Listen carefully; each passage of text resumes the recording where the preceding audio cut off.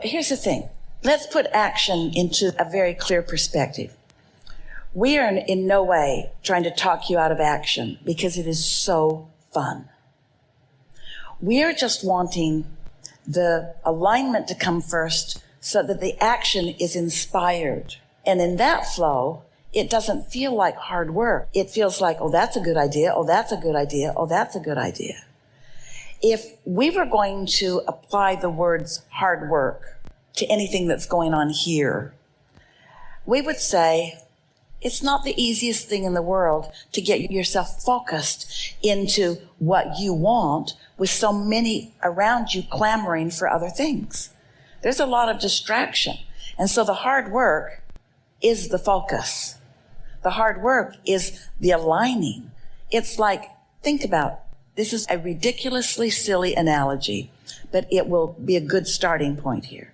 So imagine that you are like Esther and you're on your way walking to school. You're little and it's not far. Let's say it's 2 miles. It wasn't for Esther, but let's just say to make the story better.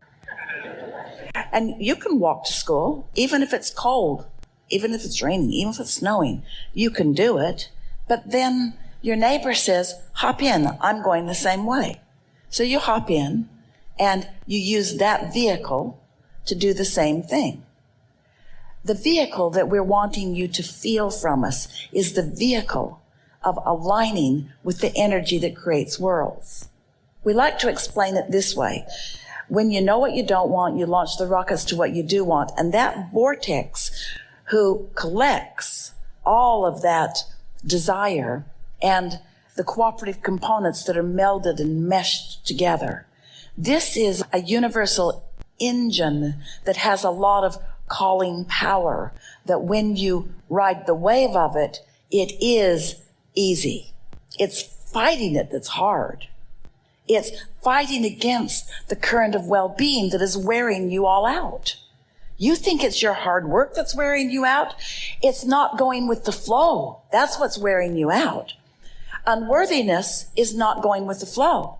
Believing that you have to justify the good that comes to you through hard work is that unworthiness that is going against the flow. It's like, I want this, but I believe this, and there's a tug of war. Law of attraction is not like your mother who's trying to make it work out well for you. The law of attraction is an equal opportunity consultant who just brings you more of whatever you're focused on while you're focused upon it. So that's what we said. The work really is the choosing of the thought that produces this feeling or this feeling. The best thing to do is not get too far down on the emotional scale, because once you're trending in the direction of what doesn't feel good, then a nap is a good remedy. Meditating where you quiet your mind. Anything that's distracting from what's bothering you is helpful, because the human who has been believing that it takes hard work is going to take hold of that negative thing and wrestle it to the ground and try to kill it, not really being consciously aware that it's just going to get bigger and bigger and bigger and bigger and bigger and bigger and bigger. Your inner being always will call you back, but some of you have to croak in order to do that. And we just don't think that you should have to let go of everything that is about your physical life in order to allow your vibration to rise. And having knowledge about how it works helps a lot. So there are some new words that we're introducing into the conversation. So let's just focus on these for a little bit, and let's let a new best friend word be, which way am I trending? And another really good phrase be, which part of the emotional scale am I coming from? Because if you can identify that you're coming from the lower half of the scale, then you might be wise enough to say, I better buckle up because it's going to be hard. Where if you know that you're on the upper half of the scale, you know that it's just going to get easier and easier. So then the question is, what do I do when I know for sure that I've been trending on the lower half of the scale? And we say, first thing is be nice to yourself.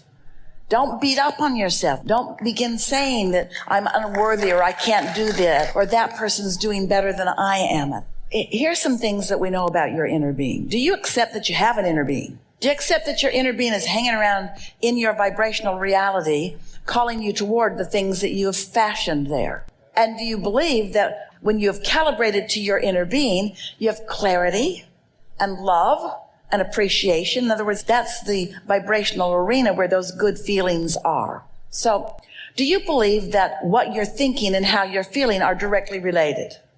And do you know why? Do you know what your emotions are about? Your inner being is always on the upper half of the scale. And when you're not, you feel negative emotion.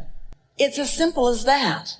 So when you feel negative emotion, wouldn't it be helpful to say, I'm on the lower half of the scale, but my inner being is on the upper half of the scale? Because if my inner being weren't there, I wouldn't know what this even feels like. There would be no relativity. There would be no relationship. There would be no way to calibrate it. So now you've got some tools in your hand where you can say, it's temporary and it's even logical. I didn't do something wrong. It's logical that I would feel this way. I want to feel this way and I don't. It's logical that I would feel bad, but I don't trend that way. I'm not a depressed person. I don't trend that way. I'm an optimistic person. I see the best in most things. I feel good much of the time. I feel really good. It's as wonderful to feel interested in something as it is to feel euphoric about something. All of that is you in calibrated range with your inner being, you see. Esther's been saying recently, she wants to be this way and she wants to believe it. I'm a pointer. I decide, I line up my energy, and then I'm inspired to whatever it takes in order to bring things about. But isn't it really, really, really a true thing how fun it is to get your own hands in your own clay? We just want you to look at it this way. You want to do the work with your mind. Get all the cooperative components going so it's unfolding, and then you want to jump in to the fun action of encouraging it along. So what we're really talking about here, you can break it down pretty simply. Am I right now coming from the upper half of the chart, the upper half of the emotional scale? Am I feeling like letting it go and contentment and satisfaction? Or am I feeling from frustration down?